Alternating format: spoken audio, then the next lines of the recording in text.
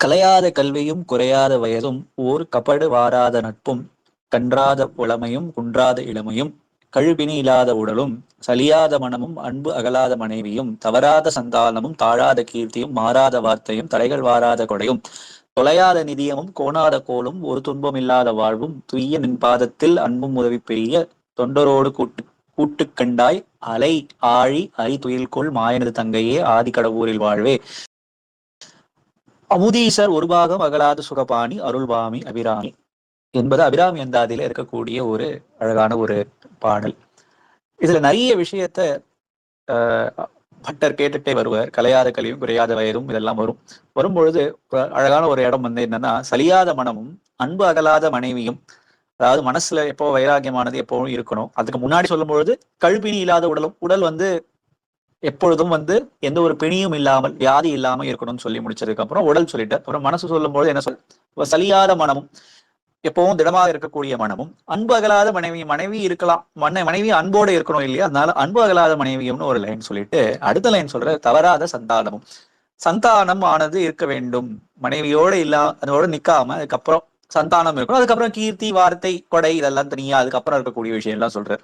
இந்த இடத்துல பேசிக்கான சில நீட்ஸ் அப்படின்னு சொல்லும்போது தவறாத சந்தானமும் அப்படின்னு சொல்லி ஒரு அழகான ஒரு வார்த்தை போடும்போது சந்தானம்னு சொல்லல, தவறாத சந்தானமும்னு சொல்லி போட்டிருக்காரு. அப்படின்னா என்ன, கண்டிப்பாக அப்படின்ற மீனிங்கோட இந்த இடத்துல வருது.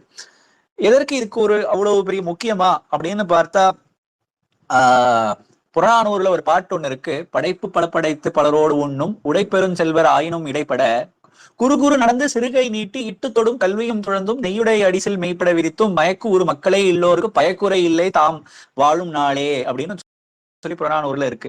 என்னதான் பெரியாளா இருந்தாலும் இளங்குழந்தைகள் எல்லாம் கையில வீட்டுல இருந்து அவர்கள் எல்லாம் கை நீட்டி இப்படி வந்து பெற்றோருடைய உணவு என்ன இருக்கோ அதுல ஒரு கையை போட்டு இப்படி எடுத்து வாய்க்குள்ள போடுறத பார்க்கக்கூடிய ஒரு இருக்கே, அதை விட பெரிய இன்பம் ஒண்ணு கிடையாது அப்படின்னு சொல்லி புறநானூறுல ஒரு பாட்டு இருக்கு. இதோட இல்லாம இதை தாண்டி திருவள்ளுவர் மக்கட்செல்வம்னு சொல்லி ஏழாவது அதிகாரம் முழுக்க பாத்தீங்கன்னா 61ல இருந்து 70வது குறள் வரையும் முழுக்கவும் மக்கட்செல்வம் பத்தி இருக்கக்கூடிய பாட்டு. ரொம்ப பிராபல்யமாக ரொம்ப ஃபேமஸா இருக்கக்கூடிய ஒரு குறள் நமக்கு தெரியும்.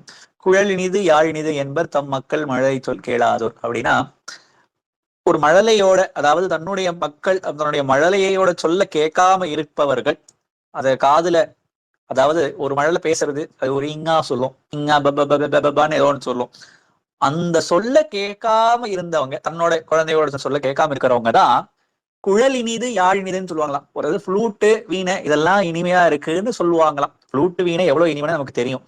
ஆனா அதோட நிறுத்துறவங்க யாருன்னா தனக்கு மக்கள் இல்லாதவர்கள், அந்த அந்த கலை சொல்ல கேட்காதவங்க மட்டும்தான் இது இனிதுன்னு சொல்லுவாங்க.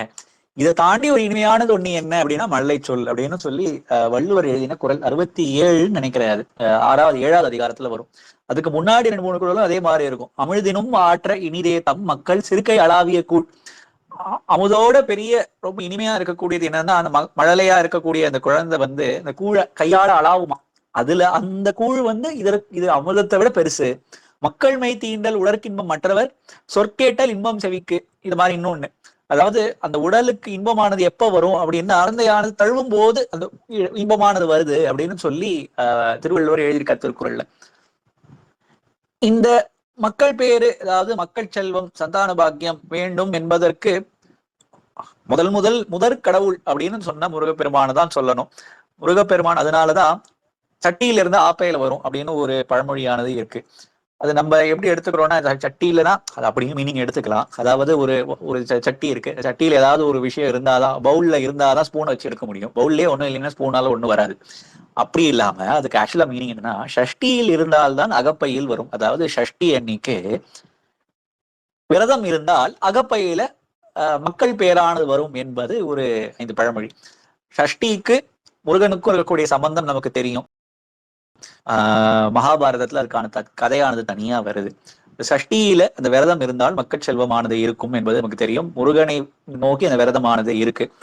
இது நம்ம கார்த்திகா சத்துல இன்றைக்கும் நார்த் இந்தியால நம்ம நினைக்கிறோம் தெற்கு தேசத்துல மட்டும்தான் இந்த விரதமானது இருக்குன்னு நினைக்கிறோம். நீங்க பீகார், உத்தரப்பிரதேஷோட ஈஸ்டர்ன் சைடு, பெங்கால் எல்லாம் போனீங்கன்னா அங்க சட் பூஜான்னு சொல்லுவாங்க. அதாவது ஷஷ்டி, அதாவது கந்த சஷ்டி என்னைக்கு இருக்கோ அன்னைக்கு சட் பூஜான்னு இருக்கு. சூரியனை நோக்கி பண்றாங்க. இருந்தாலும் அன்றைக்கு வந்து அந்த சஷ்டியானது இருக்கு. அதோட ஒரிஜினல் ஐதீகம் என்னன்னா அதேதான். அந்த குழந்தையானது வரணும், குழந்தையானது அது நல்ல அளவில் வளர வேண்டும் என்பதற்கான ஒரு பூஜை தான் அந்த ஷஷ்டி பூஜை, அதாவது சட் பூஜான்னு சொல்லுது. ஷஷ்டி மையான்னு சொல்லுவாங்க. ஷஷ்டி மையான்னா அந்த ஷஷ்டி தேவிக்கே ஒரு உபாசனையானது அன்றைக்கு நடக்கும். சில சொல்வது என்னன்னா, ஷஷ்டி தேவிக்கும் தேவசேனாக்கும் தேவயானைக்கும் பெரிய வித்தியாசம் கிடையாது, ரெண்டும் ஒரே மூர்த்தம் தான். அப்படியானது இந்த ஷஷ்டி பூஜை. இந்த முருகனுக்கும் குழந்தைகளுக்கும் வேறொரு சம்பந்தமும் மகாபாரதத்துல வருது. இதாவது அந்த சப்த மாத்திரிகைகள் எல்லாம் சொல்லுவாங்க, இந்த மாதிரி நாங்க குழந்தைகளுக்கு இந்த வியாதி எல்லாம் வர வைப்போம் அப்படின்னு சொல்லும் பொழுது, இருக்கட்டும் பரவாயில்ல, ஆனா யாரெல்லாம் முருகனை அணுகுகின்றார்களோ அவர்களுக்கெல்லாம் அந்த அவர்கள் குழந்தைகளுக்கெல்லாம் இந்த நோய் நொடி எல்லாம் இல்லாமல் இருக்கும். 6 வயசு வரையும் இந்த மாதிரி இந்த மாத்திரிகாக்கள்னால வரக்கூடிய வியாதிகள் எல்லாம் போகும் என்பது மகாபாரதத்துல இருக்கக்கூடிய ஒரு கதை. ஸ்காந்த புராணத்திலையும் வரும். இது மட்டும் இல்லாமல் வைகானச மந்திர பிரஷ்னம், அதுல ஒரு வைகானசத்துல இருக்கக்கூடிய ஸ்கந்த யாகம்னு ஒண்ணு இருக்கு. அதுல ஷஷ்டி என்றைக்கு, அதாவது பால்குண மாசம்னா பங்குனி, ஆஷாட மாசம், ஆடி, கிருத்திக மாசம், கார்த்திகை மாசம், இந்த 3 மாசத்திலையும் ஷஷ்டி, வளர்பிறை சஷ்டி அன்னைக்கு ஒரு யாகம் பண்றது பத்தி ஒண்ணு இருக்கு. இதுவும் குழந்தைகளுக்கு நல்லது அமைய வேண்டும் என்பதை முன்னிறுத்தி செய்யக்கூடிய ஒரு யாகம் தான் இதுவும். ஜெகத்புவம் பகுதோ ஹுதம்னு சொல்லி அந்த மந்திரமானது ஆரம்பிக்கும். இந்த விஷயமும் ஒரு மந்திர பிரஷ்னத்துல இருக்கு, வைகானச மந்திர பிரஷ்னத்துல இருக்கு. இன்றைக்கு வைகானசிகள் குழந்தைகள் பிறந்து 5 வயசுக்குள்ள, இத்தனைக்கும் நம்ம வைகானசம் நம்ம என்ன சொல்லுவோம், அது ஒரு அந்த ஆகமமானது விஷ்ணுவ சம்பந்தப்பட்ட இருக்கக்கூடிய ஒரு ஆகமம், ஸ்ரீ வைஷ்ணவ ஆகமம். அது பாஞ்சராத்திரத்துக்கு மாறி வைகானசம் ஒண்ணு இருக்கு. அப்படி அந்த ஆகமத்துல முருகனுக்கு ஒரு இடமானது இருக்கு. அந்த ஆகமத்துல சொல்லும் பொழுது இந்த மாதிரி 5 வயசு வரையும் ஒரு காப்பு ஒண்ணு கட்டிட்டு வருவாங்க முருகன் கோவிலுக்கு போய். வைகானசிகள் இன்றைக்கும் செய்யக்கூடிய ஒரு விஷயமானது இது. அப்படியானது இந்த முருகனுக்கும் குழந்தை பேருக்கும் இருக்கக்கூடிய ஒரு தொடர்பு. அருணகிரிநாதர் ஒரு பாட்டு ஒண்ணு எழுதியிருக்கார், ஜெகமாயை உற்று அப்படின்ற பாட்டுல ரொம்ப அழகான ஒரு விஷயம் என்னன்னா, முருகா நீயே குழந்தையா எனக்கு வரணும், உன் அம்சமாக அந்த குழந்தையானது இருக்கணும், அந்த குழந்தையை நான் தூக்கி எடுத்து அதற்கு முத்தமானது கொடுக்க வேண்டும் அப்படின்னு சொல்லி அருணகிரிநாதர் ஒரு ஒரு பாட்டு ஒண்ணு இருக்கு, ஜெகமாயை உற்று. அந்த பாட்டு தான் இன்னைக்கு பார்க்கக்கூடியது. 152வது வாரம். இது திருவேரக பாட்டு, சுவாமிமலை பாட்டு. இந்த பாட்டை இப்ப நம்ம பார்ப்போம். ரொம்ப அழகா இருக்கக்கூடிய ஒரு பாட்டு, ரொம்ப வித்தியாசமான பாட்டு. இந்த மாதிரி அருணகிரிநாதர் வேற பாட்டு எழுதினது இல்லை. போன வாரம் கேட்டோம் என்னென்ன இச்சையெல்லாம் இருக்கோ அந்த இச்சையெல்லாம் பூர்த்தி செய்யக்கூடிய பெருமாளேன்னு இருக்கக்கூடிய பாட்டு. இந்த பாட்டு நீ எனக்கு முக்தி தர வேண்டும்னு ஒரு லைன் எழுதியிருக்க. அது நீங்க இப்படியும் படிக்கலாம், முக்தி தர வேண்டும்னு படிக்கலாம், மணிவாயின் முக்தி தர வேண்டும் சொன்னா அந்த இடத்துல முத்தம் கொடுக்க வேண்டும்னு எடுத்துக்கலாம். அது 2 விதமாகவும் அந்த லைனானது இப்போ பொருள் தரும். பாட்டுல முதல்ல சொல்ற, ஜெகமாயை ஊற்றி என் அகவாழ்வில் வைத்த திருமாது கர்ப்பம் ரசமாதம் முற்றி வடிவாய் நிலத்தில் திறமாய் அளித்த பொருளாகி மக அவாவின் உச்சி விழி ஆனனத்தில் மலை நேர்புயத்தில் உறவாடி மடி மீது அடுத்து விளையாடி நித்த மணிவாயின் முத்தி தர வேண்டும். இந்த உலகமாயில சிக்கிக்கொண்டு இதுவரையும் அருணகிரிநாதர் சொல்லக்கூடிய மத எல்லா இடத்துலயும் இருக்கலாம். அதுக்கப்புறம் என்ன நம்ம சிக்கிக்கொண்டு இப்படி எல்லாம் கஷ்டப்பட்டேன்னு சொல்லாம அருணகிரிநாதர் இங்க என்ன பண்றாரு, டக்குன்னு மாத்திட்டாரேன். என் அகவாழ்வில் வைத்த இல்லற வாழ்வில் ஏற்பட்ட திருமாது என்னுடைய மனையின் கருவில் கர்ப்பம் கருவில் உடலில் ஊறி நீ ஊற வேண்டும், நீ வர வேண்டும்.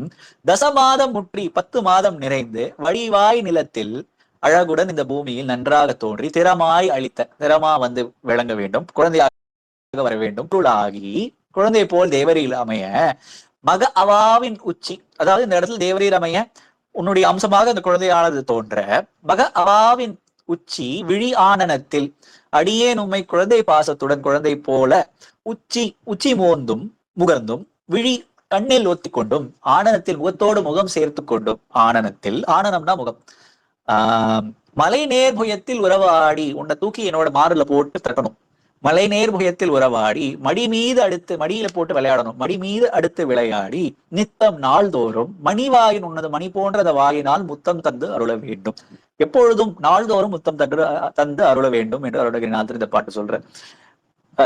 பாட்டு நீங்க நிறைய இடத்துல பாத்தீங்கன்னா இந்த பாட்டு சொன்னா குழந்தை பெயரானது கிடைக்கும் என்பது ஒரு ஐதீகம். போன பாட்டு எப்படி சொன்னோம், இச்சை என்னெல்லாம் டிசைர் இருக்கோ, என்ன ஆசை இருக்கோ அதெல்லாம் பூர்த்தி செய்யக்கூடிய பாட்டுன்னு போன வாரம் சொன்னோம். முன்னாடி ஒரு தடவை பார்த்திருக்கோம், இந்த வீடு கட்டுவதற்கெல்லாம் ப்ராப்ளம் இருந்தா அதுக்கு ஒரு பாட்டு இருக்கு. இந்த மாதிரி சில பரிகார பாட்டுகள் எல்லாம் அருணகிரிநாதர் திருப்புகழ்கள்ல இருந்து நம்ம எடுத்துக்கலாம். அது மாதிரி வியாதிகள் எல்லாம் போகிறதுக்கு பாட்டு இருக்கு. இந்த மாதிரியான பாட்டு தான் இந்த மதியால் வித்தகனாகினா புத்தி கூர்மையானது வளர வேண்டும் என்பதற்கான பாட்டு. சிறுவாபுரி பாட்டு இந்த வீடு ப்ராப்ளம்லாம் இருப்பதற்கான அந்த பாட்டு, அண்டர்பதி குடியேறு என்கின்ற பாட்டு. அதன் வரிசையில் இந்த பாட்டானது சந்தான பாகியத்திற்கான ஒரு பாட்டு. மணிவாயை முக்தி தர வேண்டும், நீ உன்னுடைய அம்சமாக இந்த குழந்தை பிறந்து நான் அந்த மணிவாயினால் எனக்கு முத்தம் தந்து அருள வேண்டும் என்று அருணகிரிநாதர் இந்த இடத்துல ஒரு விண்ணப்பத்தை வைக்கின்றார். அதற்கு பின்னாடி முகமாயமிட்ட குரமாதினுக்கு முலைமேல் அணைக்க வரும் நீதா, முக வசீகரமாக இருக்கக்கூடிய முகத்தை கொண்ட வள்ளியை அணைய வந்த வரும் நீதா. நீதான இந்த இடத்துல நீதிபதியே, நீதிக்கு தலைவனே, முதுமாமறைக்குள் ஒரு மா பொருட்குள் மொழியே உரைத்த குருநாதா. ரொம்ப முதுமாமறை, மறையானது எப்பொழுது வந்தது, வேதமானது எப்பொழுது வந்தது என்பது யாருக்கும் தெரியாது. பழமையாக சிறப்பும் உடைய அந்த வேதத்தில் ஒரு மா பொருட்கு உப்பற்ற பெரும் பொருள்களுக்குள்ளே உள்ள மொழியே உரைத்த அந்த பிரணவத்திற்கான அந்த உரை, பிரணவத்திற்கு பொருளை உபதேசித்த குருநாதரே, அந்த மறைக்குள்ள இருக்கக்கூடிய பெரும் பொருளாக இருக்கக்கூடிய அந்த பிரணவத்திற்கு உரை தந்த குருநாதா, உபதேசம் தந்த குருநாதா, தகையாது தடை ஏதுமின்றி எனக்கு அடிக்காண வைத்த உன்னுடைய அடியை, உன்னுடைய திருவடியை தரிசனம் தந்த தனி ஏரகத்தின் முருகோனே, ஒப்பற்ற அந்த திருவேரகத்தில் இருக்கக்கூடிய பெருமாளே, சுவாமி மலையில் இருக்கக்கூடிய பெருமாளே, தருக்காவிரிக்கு வடபாரிசத்தில் சமர்வேல் எடுத்த பெருமாளே, தருக்கள் நிறைந்த அந்த காவிரி நதியின் வடப்புறத்தில், வடக்கு பக்கம் காவிரியின் வடக்கரையில் போருக்கு வேலை தாங்கிய பெருமையை வாய்ந்த பெருமாளே என்று அருணகிரிநாதர் இந்த பாட்டை முடிக்கிறார். ரொம்ப ஒரு அழகான ஒரு பாட்டு. தனியேரகத்தின் முருகோனேன்னு வரும் இந்த பாட்டுல. திருவேரகத்தில் இருக்கக்கூடிய பெருமாளை, காவிரிக்கு வடக்கு திசையில் வடக்கரையில் இருக்கக்கூடிய திருவேரகத்தில் இருக்கக்கூடிய பெருமாளை, எனக்கு உன் மணிவாயின் முக்தி தர வேண்டும், உன்னுடைய மணிவாயினால் முக்தமானது முக்தியானது தந்துருள வேண்டும். எப்படியும் எடுத்துக்கலாம், ரெண்டு விதமாகவும் அதற்கு பொருளானது வரும் என்று இந்த அழகான ஒரு பாட்டு திருவேரகம் பாட்டு. இந்த பாட்டை நான் இப்ப காப்பி ராகத்துல படிக்காங்க.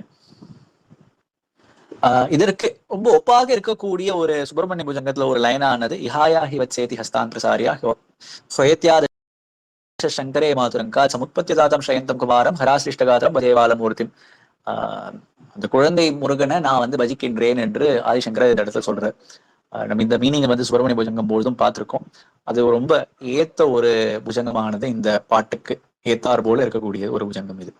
நான் இந்த லைன் சொல்லும்போது, புஜங்கத்துல சொல்லும் பொழுது இதுக்கு பேரலா ஒரு திருப்புகழ் இருக்கா அப்படின்னு யோசிச்சு பார்த்தேன். அந்த டைத்துல இந்த திருப்புகழானது கிடைக்கல. இது எதேர்ச்சியா இந்த வாரமானது இந்த திருப்புகழ் எனக்கு கிடைத்தது. அன்றைக்கு புஜங்கம் சொல்லும் பொழுது நிறைய ஒரு கம்பேரிசன் பண்ணிக்கிட்டே வந்தோம், திருப்புகழுக்கும் புஜங்கத்துல இருக்கக்கூடிய ஒரு லைனுக்கு இந்த மாதிரி இருக்கா அப்படின்னு. இந்த இடம் வந்தபோது நான் இல்லைன்னு சொல்லியிருப்பேன் முக்காவாசி. ஆனா இந்த மாதிரி ஒரு திருப்புகழானது இருக்கு. சோ இந்த திருப்புகழை இப்ப காப்பி ராகத்துல பாடிக்காங்க. ஒரே நிமிஷம்.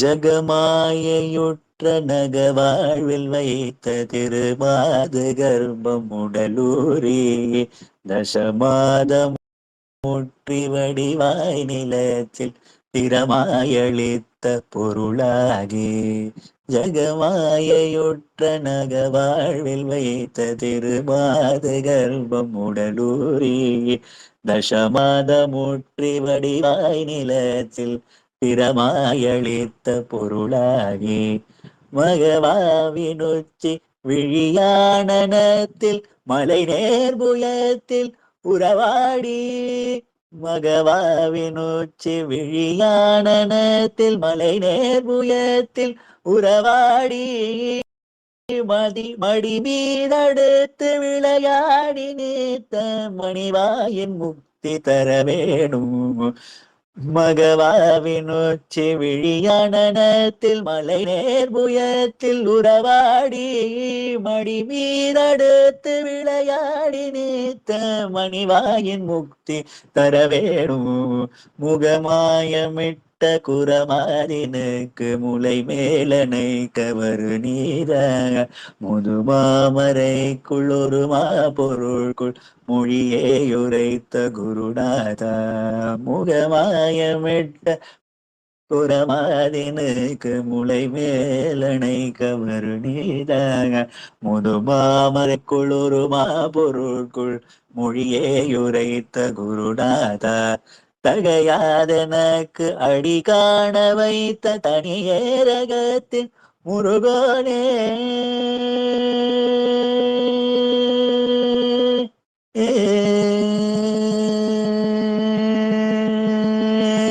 தகையாதெனக்கு அடி காண வைத்த தனியேரகத்தின் முருகனே, தருகாவிரிக்கு வட பாரிசத்தில் சமவேல் எடுத்த பெருமாளே தகையாதெனக்கு அடி காண வைத்த தனியேரகத்தில் முருகோனே தருகாவிரிக்கு வட பாரிசத்தில் சமவேல் எடுத்த பெருமாளே மடி மடி மீதடுத்து விளையாடி நேத்த மணிவாயின் முக்தி தர வேணும் தனியேர்கத்தின் முருகோனே சமர்வேல் எடுத்த பெருமாளே தனியேரகத்தின் முருகோனே மணிவாயின் முக்தி தர வேணும்.